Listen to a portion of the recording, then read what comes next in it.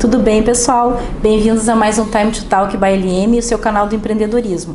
Eu tô com essa fichinha hoje aqui, que eu vou apresentar para vocês, meu amigão Rodrigo Galia, só que eu tô com a ficha porque ele tem tantas titulações, então tem que ter sacolinha. Então, quero apresentar esse meu amigão e super competente, tá? Professor, advogado. Então, ele é doutor em Direito pela PUC. Agora ele também está fazendo um pós-doutorado na PUC.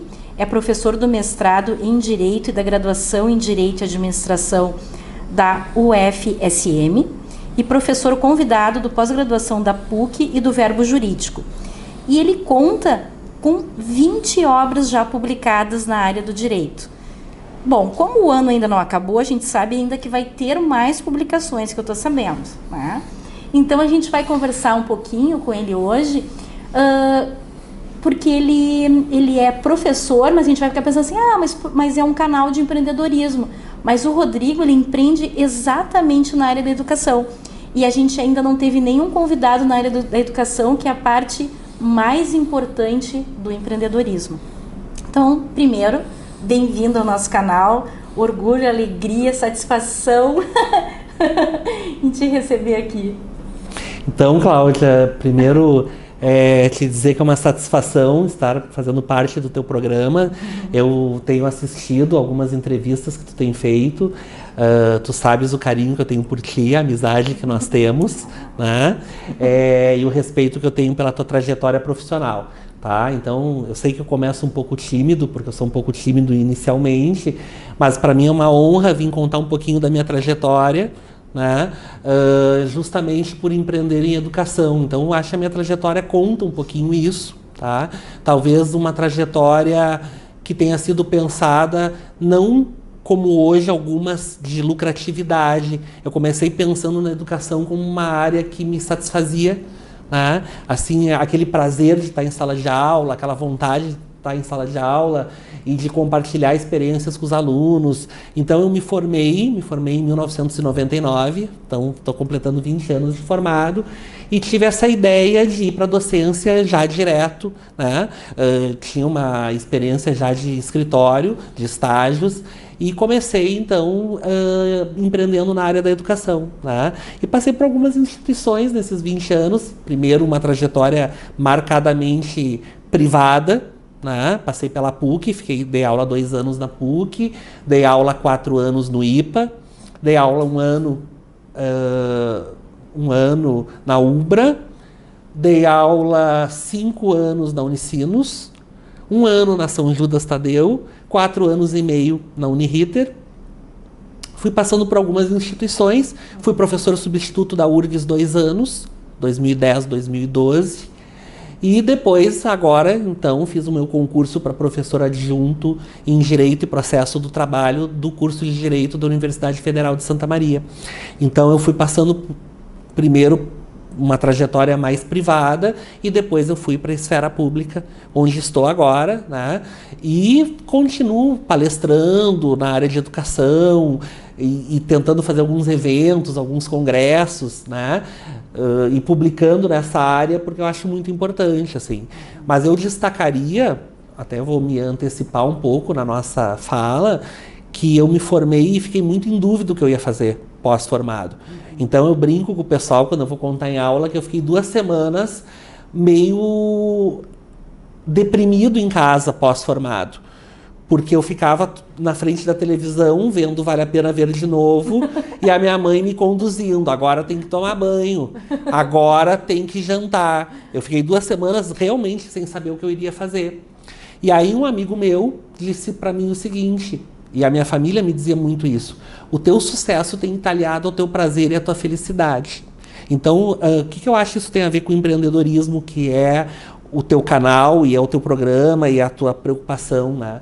Eu acho que empreender também é fazer algo que a gente goste e ache que faça bem. Né? Então eu fiquei pensando, o que me daria prazer de fazer na minha vida? Era entrar numa sala de aula e compartilhar conhecimentos e construir conhecimentos com os alunos também. Então eu acho que para empreender bem, você tem que fazer algo que te dê muito prazer. porque tu vai ficar 8, 10, 12 horas do teu dia trabalhando em algo que tem que ser muito prazeroso, porque a gente tem que ter uma vida muito feliz, né? Eu acho o profissional hoje, com essa demanda em internet que fez com que o nosso tempo privado e público se misturasse. Então, eu acho que tu deve estar passando isso no teu escritório, na tua vida profissional e pessoal também. Hoje, o tempo de vida pessoal e profissional ele está se misturando um pouco. Aquela questão de tempo que os meus pais tiveram, 6h30 da tarde estava em casa para ver a novela das 8 com os filhos, né? Eu passei isso nos anos 80 com meus pais. E hoje eu não tenho isso. E se tivesse filhos, não tenho sobrinhas, não teria condições de ter. Hoje, 22 horas, tu tá na rua trabalhando, ou tá na internet. Então, o nosso tempo, ele subverte um pouco com essa questão de internet. E a educação, ela é muito propícia para isso. A gente vai se envolvendo em congressos, em jornadas, a sala de aula, mestrado, pós-graduação, lato sensu. Então, me parece que a gente tem que fazer algo muito prazeroso que faça com que a gente tenha uma verdade a dizer para esse aluno. Eu acho que essa é uma sala de aula que hoje faz diferença. Né? Por que eu acho que meus alunos gostam? Porque eles veem uma verdade de conteúdo, de aplicabilidade prática daquilo que a gente vem falando. Né? E, ao mesmo tempo, uma preocupação que eles tenham uma boa formação, seja na esfera privada, onde eu fiquei praticamente 18 anos trabalhando, e agora esses últimos 2 anos na esfera pública, com todas as dificuldades que a gente vem passando nesse Brasil, nesses últimos governos, para não entrar em questões políticas aqui, que não é o nosso foco, mas a gente sabe que os investimentos do Brasil em educação, eles são bem escassos. Né? Então, acho que esse é um panorama geral, assim. Achei bem bacana que quando tu colocasse que no momento que tu te formou, ficou meio aterrorizado, né? E realmente, para os jovens empreendedores que estão nos assistindo, acontece mesmo isso. Todo jovem, depois que se forma, dá esse bloqueio, porque até o momento porque a gente passa uma vida estudando e depois continua estudando, né? No teu caso e caso dos professores, né? Mas o que acontece? Enquanto tu não sai da faculdade, tu tá ali, parece que um dia depois do outro, eu tô estudando, eu sou ainda jovem, né? Mas aí daqui a pouco, opa, eu cresci, eu tenho que tomar uma decisão, né? Exatamente. Então dá esse start, tu tem que tomar uma decisão muito rápida, às vezes até a gente pode tomar uma decisão errada por estar afoito, né? Mas eu queria que tu contasse, assim, se tu tem alguns momentos de pérolas, assim, tipo, quando tu decidiu, não, eu quero investir nessa parte da educação, eu quero dar aula. Tu já tinha como é que ficava a tua parte da desinibição? Teu primeiro dia de aula não foi aterrorizante? Ou tu já estava tranquilo? Assim? Na verdade, tu deve estar vendo, e o pessoal de casa também, que eu sou inibido até agora, assim, né? Eu comecei essa entrevista meio paralisado, assim. E aí eu vou me soltando aos poucos. Eu sou mais introspectivo de início, assim, né? E aí eu vou contar uma história para ti que eu vivenciei com meus pais, que eu acho muito ilustrativa disso, assim. Quando eu disse que eu tinha passado no mestrado da PUC, com 23 anos, eu me formei e eu não fiz pós-graduação lato sensu, eu fui pro mestrado. Já foi direto. Eu fui direto, né? E aí eu contei para meus pais na mesa, o meu pai sempre me dava parabéns, meu pai nunca entendia nada e dava parabéns. Para ele estava tudo ótimo, tudo maravilhoso, ele nem entendia. E a minha mãe disse assim, mas mestrado não é para quem quer dar aula? Eu disse assim, mas tu é tão inibido e tu não gosta de repetir nada 2 vezes, como é que tu vai fazer isso? Sim. Né? Muito preocupada, assim, com aqueles futuros alunos que pudessem passar por mim, né? Aquela figura que ela achava, assim, tão introspectiva em casa também. Eu disse assim, porque eu acho que quando a gente faz o que a gente ama, a gente tem paciência. Sim. Então eu vou saber repetir para o meu aluno, eu vou encarar que ele é um iniciante naquela situação, né? E que a gente tem mais conhecimento, não porque a gente seja melhor, mas porque a gente já caminhou mais naquela situação. Então eu encaro as coisas com mais simplicidade, assim. Até porque o direito ele é muito rígido. E eu enxergo que a gente precisa hoje facilitar os processos para as pessoas que vêm cansadas do seu trabalho, que vêm com uma carga muito pesada financeira, né? De projetos familiares. Hoje uma graduação é muito cara no Brasil. Né? Se ela é privada, ela é cara de mensalidade. Né? Hoje, por exemplo, um curso de Direito está girando em torno de R$ 2.000. Olha que para uma família bancar isso, pensando no funcionário público que já teve um status e que hoje tem salários parcelados por aí, verdade, e está para atingir a esfera federal também, por sim, enquanto está na municipal e estadual, tá? Mas essa crise vem vindo desde 2015 aí, me parece que é um investimento que tem que ter um porquê. Então, eu acho que o papel do professor ele cresceu nesse ponto. Eu acho a simplicidade que a gente precisa ter frente a esse aluno com essas carências, né, de pais que não ficam em casa para poder dar conta do recado e dessas famílias também com uma composição diferente, me parece que chama atenção, né, e desperta na gente um cuidado. E também me parece que na esfera pública, embora não tenha pagamento de mensalidade ainda, né, isso é algo que está sendo discutido, eu acho que vai mudar nos próximos anos, me parece que daí as carências são outras, né? Talvez de um professor mais preocupado com o aluno. Eu acho que na esfera pública, da universidade pública, o aluno quer um professor que esteja em sala de aula, que cumpra. A gente tem outras dificuldades diferentes da esfera privada, né? Então, me parece que o papel do professor ele também é muito parecido, tanto na esfera pública quanto na privada. Tu pega um aluno com muitas carências, não só de conhecimento, mas afetivas e de vida também. Sim. E eu acho que a gente vai evoluindo com eles também. Né? Porque a gente, professor, a gente leva conhecimento, a gente também é um pouquinho psicólogo, né? Também. A gente tem que sentir a turma naquele momento. Às vezes a gente vê que a turma está cansada, a matéria é pesada, né? A gente sabe, tanto do direito, a parte também dos cálculos, né? A parte que eu dou é pesada, então a gente vai vendo na carinha assim, tá, vamos descontrair um pouquinho, daí a gente conta um pouquinho da história da gente, daí tu vê que eles, já os olhinhos brilham, né? E eu sempre dou uma brincada em sala de aula. Eu vou falar da doméstica, eu digo assim, olha, eu vou falar da minha inimiga íntima, aquela pessoa que tu tem em casa e que é a tua inimiga. Então eu dou uma brincada com eles e vou descontraindo e explicando, olha, a doméstica tem algumas diferenças do empregado comum, mas está muito assemelhado com todas as reformas da legislação. Então eles gostam, né? Eu acho que o professor ele faz isso. E se tu me perguntares, e a parte advogado, hoje mais prejudicada pela dedicação exclusiva à Universidade Federal, né? Mas como é que eu fui compondo isso, né? Até hoje, se alguém me faz uma pergunta técnica de um processo, tu vai, tu senta, tu estuda, eu respondo. Então eu acho que a docência me ajudou também nessa compreensão da parte prática da advocacia. Eu acho que elas se complementam muito bem. Muito, né? Não tem dúvida. Não tem dúvida. E quando... porque tu tá agora envolvido 100% na docência. Eu já é diferente, né? Eu trabalho mesmo na parte de perícia, consultoria empresarial, e a vida foi me levando também para as partes das aulas, mas eu sou meio a meio. Mas a parte das aulas, como enriqueceu o meu dia a dia, como ser humano, muito, né? Parte da desinibição, né? E conhecer também as histórias das pessoas, dos alunos. E 2, o meu serviço, porque eu tenho que estudar tanto para levar esse conhecimento aos meus alunos, que isso enriquece o meu dia a dia no meu trabalho. Então, é uma coisa que se complementa e são 2 braços que, na verdade, viraram um só, que só me trazem alegria também. É uma coisa bem bacana. E eu fiquei pensando isso, quando eu ainda estava na esfera privada, tu deves até te perguntar, né, por que eu fui optar por Universidade Federal. Primeiro porque eu tinha o sonho de ser um pesquisador no Brasil, que é uma coisa difícil. Eu tinha feito um doutorado e pensei o seguinte, fazer um doutorado no Brasil para ficar dando aula em universidade privada sem estar no mestrado seria complicado, porque aí o doutorado não tinha porquê. O mestrado já dava conta para dar aula.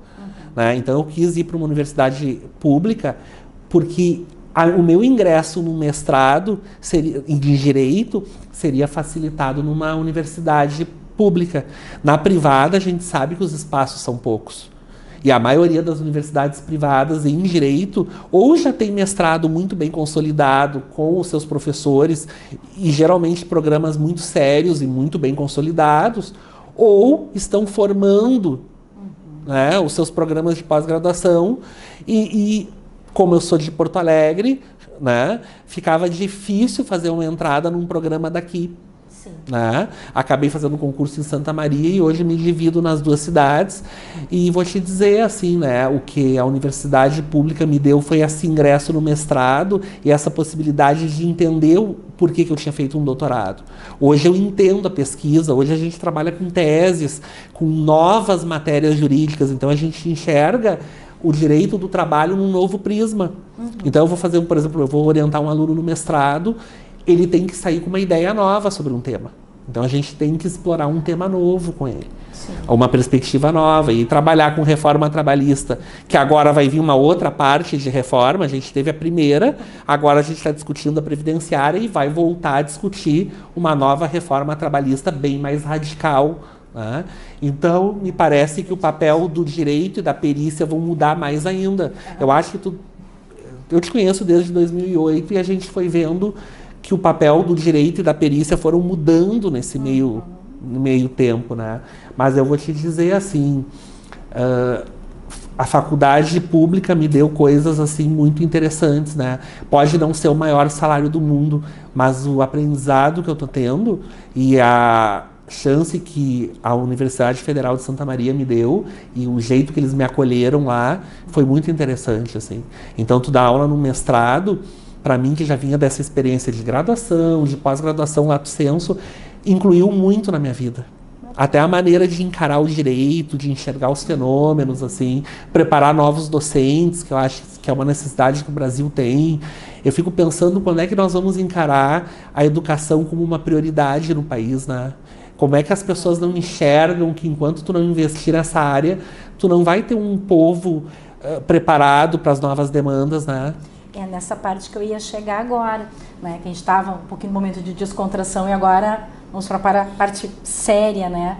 Essa parte da crise, que já foi ali alinhada com a reforma trabalhista, da previdência, da trabalhista que a gente sabe que vai ir mais a fundo, da responsabilidade, né? Tu como professor que está formando profissionais que também, né, de repente vão seguir a carreira acadêmica, ou vão seguir a carreira profissional, vão empreender, né? Então a responsabilidade que tu tem nisso. E daí eu queria que tu falasse um pouquinho que judiaria isso, né? Que o governo, né, não enxerga essa parte da educação, pois a gente está nessa crise desde 2015, então está pesada. Então, como, né, eu também tenho LM Cursos, a gente vê que a gente vai montando cursos interessantes para as pessoas se habilitarem, mas como que tu vai ajudar as pessoas se habilitarem se elas não têm recurso financeiro para investir nas suas carreiras? Porque, infelizmente, quando a gente está numa crise, a primeira coisa que o ser humano corta é a educação, né? E a educação é a parte mais importante. Primeiro, para tu ser um melhor ser humano, e depois um profissional, né? Eu queria que tu relatasse um pouquinho essa parte difícil, né? Em realidade, nós temos duas questões, eu acho, para abarcar aqui da tua fala, que são importantíssimas. Primeiro, a crise que aconteceu no país, a crise financeira das pessoas e das famílias. Então, elas realmente estão investindo menos em educação e a gente vê que as faculdades privadas, grandes faculdades privadas, estão lutando para manter né, o seu pouco alunado que tem. Então a gente vê uma briga quase de foice entre as instituições privadas, até no aproveitamento de disciplinas. Então, algumas instituições que entraram em crise, o que as outras fizeram? Vem para cá que a gente aproveita todo o teu histórico, todas as tuas disciplinas e ainda te dá algumas vantagens. Então, é verdade que a educação privada virou um grande negócio no país. E hoje a concorrência entre as instituições privadas é muito grande. Então, a gente precisa enxergar também que a educação privada é um grande negócio. Por que eu estou dizendo isso? Por que eu enveredei para esse caminho? Para fazer uma diferença entre o que eu entendo por crise de país e crise de pessoas, né, de família. A gente não está numa crise só financeira, a gente está numa crise moral também. Uma crise de valores, uma crise de família, uma crise de posições, né? Se a gente parar para observar, o governo parece que não sabe qual é a sua posição, o Congresso não sabe qual é a sua, o STF também não se define muito bem qual é a sua posição, e as instituições estão nesse entorno, nessa insegurança total, né? Nessa insegurança total. Então, tu pega grandes instituições aqui mesmo de Porto Alegre, quando eu falo das grandes, maiores privadas, então tu enxerga assim. Eu vou te dar um exemplo. Quando eu vou para alguma instituição privada maior, o estacionamento era concorrido, hoje eu escolho a vaga em que eu vou estacionar. Nossa. Porque as pessoas não têm dinheiro nem para o estacionamento. Entendi. Então, o estacionamento das instituições privadas é o primeiro termômetro para te ver como teve esvaziamento de aluno. Eu vou te dar um exemplo. Numa das instituições, fecharam o estacionamento. Agora o estacionamento é na rua, porque não tem mais cliente para o estacionamento privado. Nas outras, um pouco maiores, tem o estacionamento, né? Mas ou eles estão dando desconto no cartão do aluno para incentivar o aluno a estacionar ali, para quem vai de carro, ou para os professores ou convidados. Então, assim, a gente teve uma amostra muito grande da perda do alunado das instituições privadas. E a pública vinha nesse contexto como uma segurança na educação do país, pensando que 95% da pesquisa vem da universidade pública. Tá? E esse atual governo parece não valorizar a universidade pública.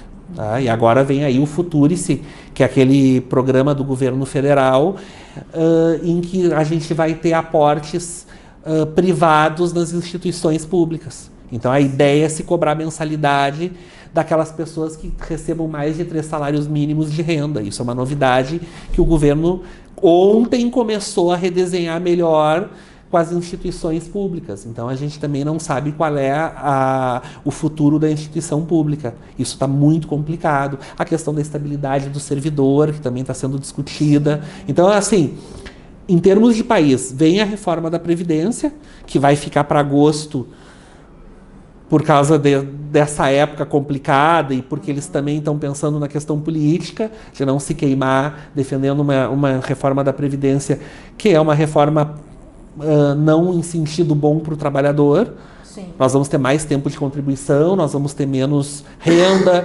Então, é economia para os cofres públicos. Concordo. Educação nesse meio. Então, o que está acontecendo? A privada disputando aluno e fraca de receita, né? E a pública precisando redefinir seus papéis e com poucos investimentos e com congelamento, aquele contingenciamento da verba pública, que é um congelamento da verba.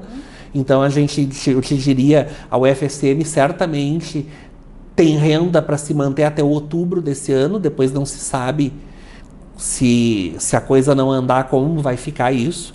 Nossa, tá? Que valor, hein? E não é só o UFSM, todas as públicas, se tu se falar com os reitores, eles vão te relatar a mesma situação. Então a gente tem um quadro preocupante na educação e a gente vê o retrocesso social que isso causa no país. Então, para te responder mais concretamente, como levar a sério um país que não investe em educação? Eu não estou falando nem só do salário dos professores, que já é vergonhoso nessa, né? Mas eu acho que a reforma trabalhista ela trouxe esse prejuízo também. Porque a gente teve também diversas demissões de professores, né? E para barateamento de custos, né? Exatamente. Se tu pegar, assim, professores de algumas privadas, eu não vou entrar no mérito de nomes, Claro. tá? Mas alguns professores que iam 10, 15, 20, 30 anos de casa, então eles têm muitos triênios, né? Exatamente. Então, 10 triênios, 15 triênios, professores de 45 anos de profissão e que estão hoje na rua, são pós-doutores, as instituições exigiram que fizessem mestrado, doutorado, pós-doutorado, e agora se veem numa situação de renda nenhuma. Né? Aí pegam professores novinhos, né, que recém estão saindo, que aceitam ganhar valores menores porque estão começando. E talvez aqui esteja uma dica de empreendedorismo para os novos, né? As especializações bem feitas já estão servindo para entrar no mercado de professores na rede privada. Então já é talvez um alento para aquela pessoa nova conseguir uma vaga no mercado, mas com perda de direitos trabalhistas, claro. Diminuição de valores de salários, né? E toda que a reforma fez também, gratificação de função, se incorpora salário, se não incorpora. Aí tu sabes melhor do que eu como essas mudanças foram prejudiciais, né? Então, eu acho que a pauta do país foi assim: reforma trabalhista, agora a previdenciária, vem a segunda trabalhista e depois vem a caça ao servidor público, como se ele fosse culpado por todos os males do país, né? E a reforma que a gente precisaria, que teria que ter sido a primeira, que é a fiscal, essa não foi feita. Essa não foi feita.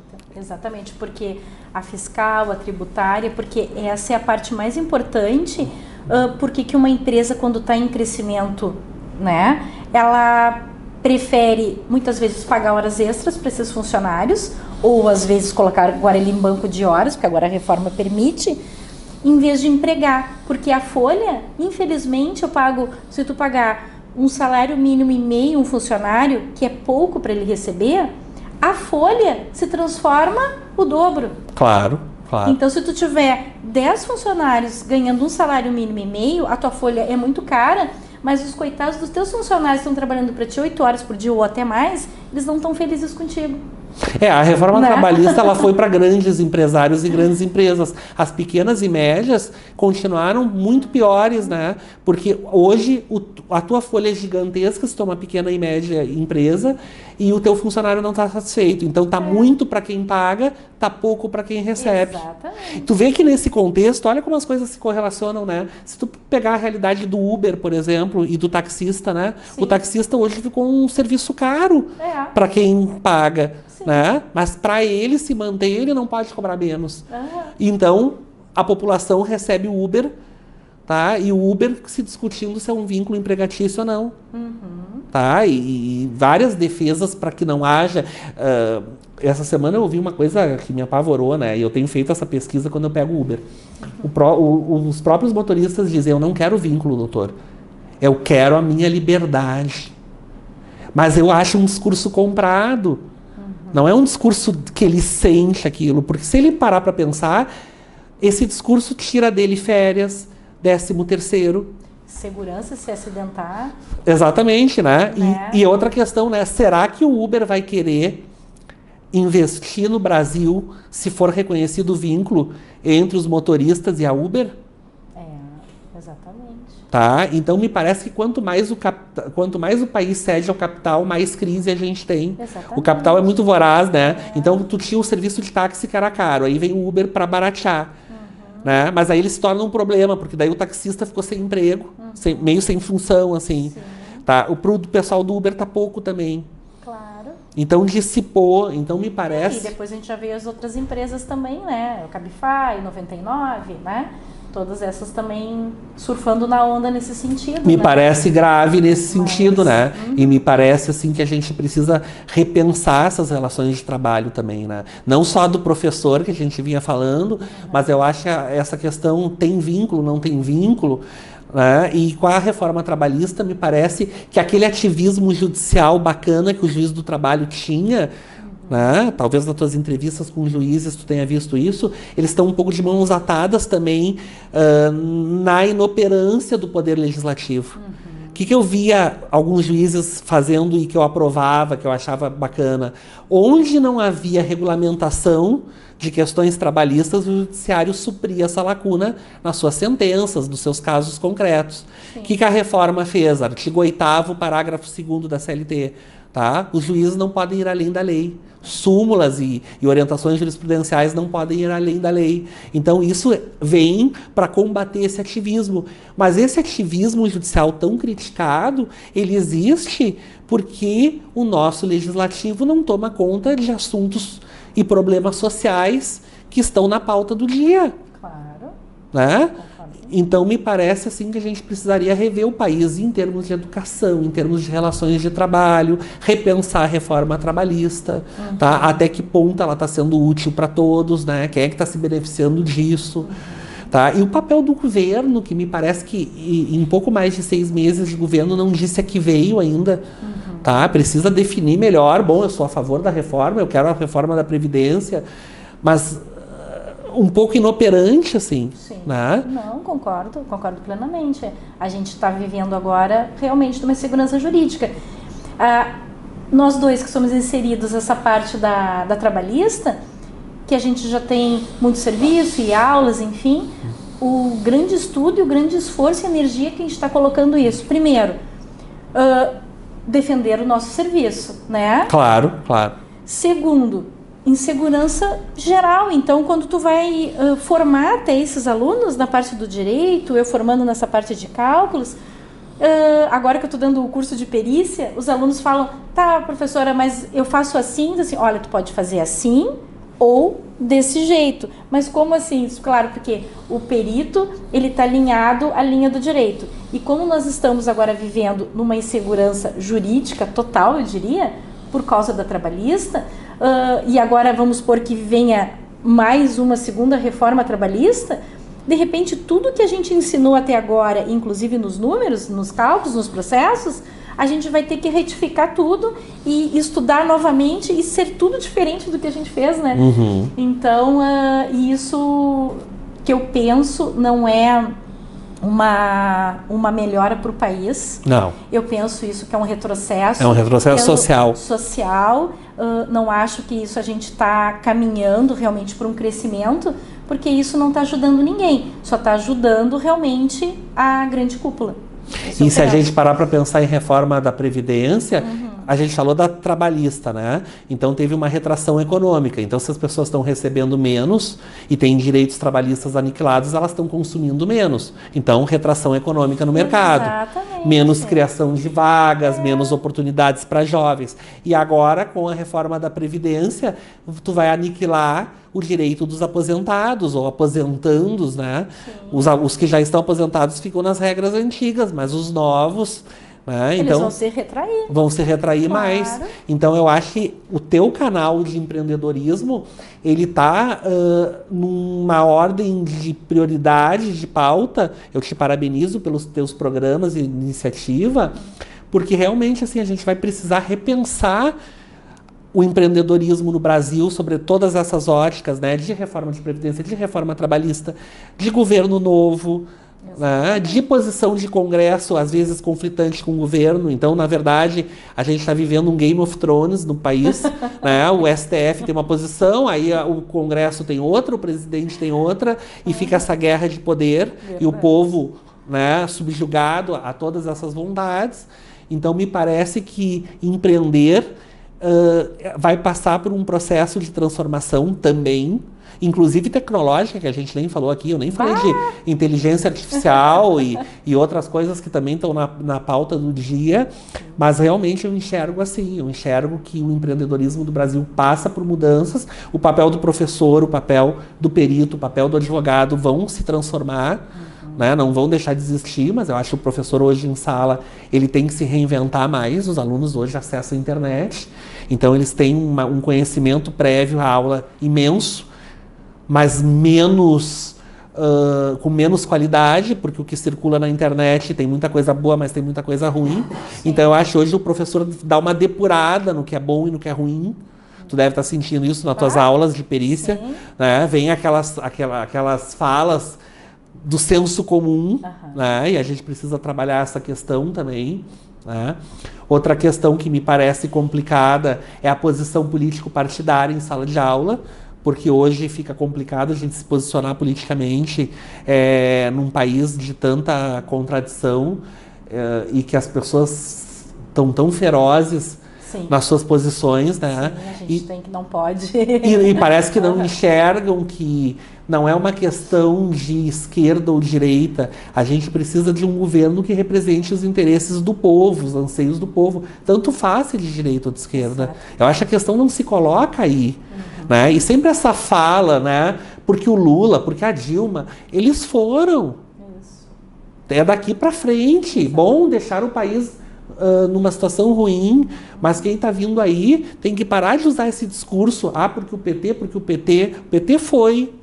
Apurem as responsabilidades, tem que punir quem é culpado e, a partir de agora, construir uma sociedade mais igualitária. Então, me parece que a gente vai precisar se perguntar até da nossa segurança na rua andando, né?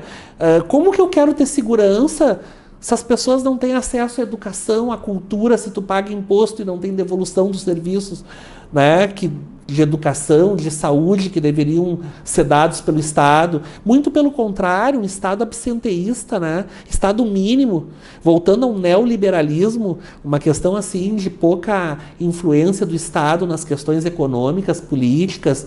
Então, me parece que a nossa fala é essa, o Estado querendo se livrar da Previdência, né? Cada um que tem a sua previdência privada. Só que a gente precisa pensar o seguinte: no modelo americano, o trabalhador ele tem condições de pagar a previdência privada dele. Porque o que ele ganha no mês, numa semana o que ele ganha, ele paga as contas fixas dele. E as outras 3 semanas de trabalho, para lazer, para o extra. Direito fundamental ao lazer. Tá? No Brasil, o mês inteiro não te dá para as contas básicas. Então, me parece que a gente precisa repensar todas essas situações. E a educação está no meio disso, a perícia está no meio disso, o direito está no meio disso. Então, eu estou muito preocupado com essa questão. E acho que empreender hoje passa por isso. Mas volto a dizer o que eu te disse no início. Temos que nos preocupar com a questão do empreendedorismo, mas eu botaria uma pimentinha a mais, assim, né? Eu preciso empreender naquilo que me dê prazer. Eu tenho que pensar que eu vou ficar 8, 10, 12 horas do meu dia casado com aquela escolha que eu fiz. Então imagina tu lá na perícia, tem que ir lá para a perícia, tem que fazer perícia. Eu acho assim, a profissão ela tem que te dar um prazer, ela tem que te dar um gás, uma energia, e aquilo ser útil para a sociedade. Eu, por exemplo, vou te dar um exemplo. Fiz a minha tese de doutorado em Direito na PUC, mas eu não queria uma tese técnica que as pessoas não entendessem. Eu queria falar de um tema que eu achasse que fosse relevante para a sociedade e que tivesse uma aplicabilidade prática. O que eu escolhi? Dispensas coletivas. Por que as empresas estão dispensando trabalhadores em massa? 10, 15, 20% do quadro funcional sendo despedido num único momento, sem interveniência do sindicato. E com a reforma, lá no 477A, dispensas coletivas equiparadas às dispensas individuais. Como se despedir 1.000 trabalhadores de uma empresa num pequeno município fosse igual a fazer a dispensa de um trabalhador. Um trabalhador se repõe no mercado. Exatamente. Agora, numa época de crise, num pequeno município, por exemplo, a GM manda todos os seus funcionários embora. Para Gravataí, para aquela região pequena, por exemplo, aquilo é uma falência do município. Total. Então, o que a gente está assistindo hoje no Brasil que me preocupa? Grandes dispensas em massa, sem interveniência do sindicato. Estou te dando um exemplo mais prático para o pessoal de casa entender, para a gente não só falar em coisas teóricas, mas práticas. Por que a gente faz pesquisa no Brasil? Por que é tão importante a educação? Para a gente poder intervir nessa realidade econômica, política, social. Tá? Então, eu desenvolvi a minha tese de doutorado em dispensa coletiva. Por que isso é importante para o país? Né? Por que eu sou um pesquisador? Por que eu me preocupo com isso? Porque essas pessoas que são dispensadas coletivamente não têm como se repor no mercado que está em retração, por tudo que a gente já discutiu até aqui. Então, me parece o seguinte, está tendo dispensa coletiva. Sim, a dispensa coletiva é igual à individual para fins de direito do trabalho, só que a nossa CLT não define nem o que é dispensa coletiva. Ao contrário da Espanha, tá? Que tem uma cultura que, dispensa coletiva é quando 10% ou mais do quadro funcional de uma empresa é dispensada num prazo de 90 dias. Para eles, isso é dispensa coletiva. No Brasil, nós não temos esse conceito. Só equiparou. Equiparou para quê? Para flexibilizar, leia-se, retirar direitos trabalhistas. Então, agora o sindicato ele tem que ser silente nas dispensas coletivas. Não tem mais garantia de prévia negociação coletiva frente à dispensa em massa. Tá? Já começa que esse 477 da CLT para qualquer pessoa que estude é inconstitucional. Sim. Por quê? Porque, embora ele tenha vindo com a reforma trabalhista, que é infraconstitucional, mudou a CLT, a própria Constituição Federal, no artigo 8º, inciso 13 e 6, garante a interveniência do sindicato nas negociações coletivas. Convenção, acordo coletivo de trabalho. Então, é obrigatória a participação do sindicato, ou coibindo as dispensas coletivas, ou quando não dá para coibir, porque a gente tem que entender que, às vezes, a empresa precisa fazer a dispensa coletiva para a própria sobrevivência. Claro. Melhor dispensar 200 funcionários do que não dispensar nenhum e, no fim do ano, dispensar todos. Claro. Ninguém está dizendo que dispensa coletiva seja proibida, mas ela precisa ser regulamentada e criado, talvez, alguns mecanismos. Bom, vamos fazer as dispensas de 200 trabalhadores para manter os outros 300, mas vamos escolher um critério. Vamos dispensar os mais novos que se recolocam melhor no mercado de trabalho, ou vamos dispensar o grupo que é menos vulnerável. não portador de HIV, não portador de neoplasia maligna, mulheres grávidas que vão ter problemas no mercado de trabalho, porque o Brasil ainda tem essas questões que a gente nem tocou aqui ainda, questão de gênero, questão de discriminação, né? Então, só para terminar essa parte, que eu me entusiasmo de falar, uma especial atenção a essa questão das dispensas coletivas. E caberia aqui duas análises, né? Primeiro, que é inconstitucional o artigo. O STF tem que dizer isso. É função dele. Tá? 2. Ativismo judicial não quer dizer prejuízo quando o ativismo é pela inércia do legislativo. Cuidado com essa questão do ativismo judicial, porque tem falado, não, mas juiz não pode legislar, porque gera insegurança. Depende. Né? Se for para aumentar direitos sociais trabalhistas, talvez o ativismo seja positivo, até que o legislador faça o seu papel. Tá? Esse ativismo puxava o legislativo a tomar as rédeas. Né? Era positivo nesse ponto. E terceira questão, e o Ministério Público do Trabalho, nas dispensas coletivas, não atinge direitos difusos, direito da coletividade? Pensa bem, se vai falir lá a GM em Gravataí, por exemplo, estou dando um exemplo só para o pessoal de casa entender. Os bares, restaurantes do entorno, as farmácias, toda a economia local vai ser atingida. Então a gente precisa pensar nisso. Os contadores da região não vão ter mais clientes. Com certeza. Então me parece que a gente precisa pensar nas coisas de forma macro e não micro, como tem sido feito. E puxar também a competência do Ministério Público do Trabalho, ação civil pública. Cabe ação civil pública contra a empresa que está fazendo dispensa em massa. Vamos questionar por que está fazendo dispensa. Vamos pegar o perito lá, tá, para ver a viabilidade econômica da empresa. Tá aí um bom papel. Ótimo. Tá? Realmente essa empresa está em crise econômica? É crise financeira da empresa ou é crise econômica do país que está afetando a empresa? Tem que fazer dispensa? Sim, não. Não. Então, nulifica a dispensa, reintegra os empregados. Tem que fazer. Então, vamos criar critérios. Eu acho que as coisas no Brasil precisam ter mais responsabilidade. E é por isso que eu volto a dizer que a educação é primordial no país. Eu, como cientista, que me considero, porque trabalho com ciência, sou um pesquisador, como é que eu bolei trabalhar com dispensa coletiva? Porque era uma minha angústia no direito do trabalho. Nós não podemos pensar só em servidor público e pessoas que têm estabilidade. A gente tem que pensar que o governo realmente não tem como trazer todo mundo para a esfera pública. A gente precisa da esfera privada. Só que eu preciso dar condições para as pessoas poderem empreender na esfera privada. Se está difícil para quem já tem 20, 30 anos de profissão, tá? Imagina para quem está iniciando. Então eu acho que esse cenário ele tem que ser mais positivo para as pessoas empreenderem também. Claro. Né? Isso não impede, a gente não está dizendo, bom, está em crise, fica em casa, não faz nada. Não, mas tem que pensar bem no que vai fazer. Bom, eu quero ser um professor hoje, vou começar na iniciativa privada. Vê o que as instituições estão querendo, vê que formação tu vai ter. Né? Eu, quando fui fazer meu mestrado, o mestrado era básico para dar aula.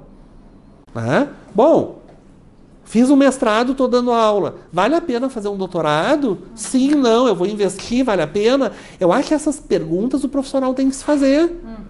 Não, com certeza, com certeza. Eu acho assim, essa parte do panorama da educação relacionado à crise, né? É muito apavorante. Todas essas questões das demissões em massa, essa parte do social, como tu comentou, em cada cidade, né? A gente também tem um exemplo muito triste, Sapiranga, né? Daqui a pouco talvez até se torne uma cidade fantasma, porque afinal de contas tinha uma empresa calçadista ali fortíssima, então demissões e demissões, e a gente na área da perícia a gente fica muito nessa análise por causa dos processos que a gente vai vendo, reclamação judicial, enfim, então essa parte é muito importante, mas vou ter que acabar o programa, infelizmente, a gente tem muitas questões, né, para falar. Na verdade, nós falamos sobre empreender na educação, mas o Rodrigo a gente foi abrindo parênteses porque a educação ela está completamente envolvida mesmo com essa parte da reforma, da previdência, da crise, governo, então ela realmente é macro, né? Então a gente vai abrindo parênteses, então cada assunto desse daria uma aula, um congresso e mais uma entrevista, né? Mas nós vamos ter que terminar, né? Infelizmente. Então, eu acho que para o empreendedor ficou já realmente o teu recado sobre a educação, que é a parte mais importante para o ser humano, para a sua profissão, de como ele empreender, os cuidados, essa preocupação, né? Então, acho que o recado foi dado. Então, eu quero te agradecer mais uma vez, quero fazer mais e mais programas, porque eu tenho certeza que o pessoal vai começar a mandar recado. Vamos fazer mais um programa com o Rodrigo. Então, eu queria que tu deixasse no final o teu contato, né? Eu sei que a OAB, essa parte da ética, né, ela é bem rigorosa, né, mas eu sei que tu pode deixar teu e-mail, né, de contato, pro pessoal depois até te fazer perguntas, né, com certeza vão querer entrar em contato contigo depois. Tá bem, eu termino o programa te agradecendo pelo convite, eu acho ele importantíssimo. Sempre um convite teu para mim é quase como uma intimação, porque eu sei que tu leva o trabalho muito a sério e a gente é muito parecido nessa situação, né? Nessa questão, e a gente é muito sério também e muito afetivo. Eu sempre acho que as pessoas afetivas, elas estão, na minha opinião, um passo à frente, porque elas enxergam os problemas, mas elas querem oferecer algum tipo de solução, ou pelo menos um colo amigo. Então, eu acho que a gente, como profissional, a gente está sempre acolhendo alguém que está numa situação e tentando fazer com que essa pessoa fique numa situação melhor. Eu enxergo que esse é um papel que a gente deve ter. E fica o meu e-mail aqui de contato para quem quiser discutir alguma dessas questões comigo ou quiser alguma ideia, rodrigogalia@hotmail.com. Dizer que foi uma honra participar desse programa e estou aberto para novos convites quando tu quiseres. Obrigada. Então tá, pessoal. Então, vamos terminar mais um programa, né, do Time to Talk by LM, seu canal do empreendedorismo. A gente se vê na próxima semana. Tchau, tchau. Adorei. Não sei se ficou louco.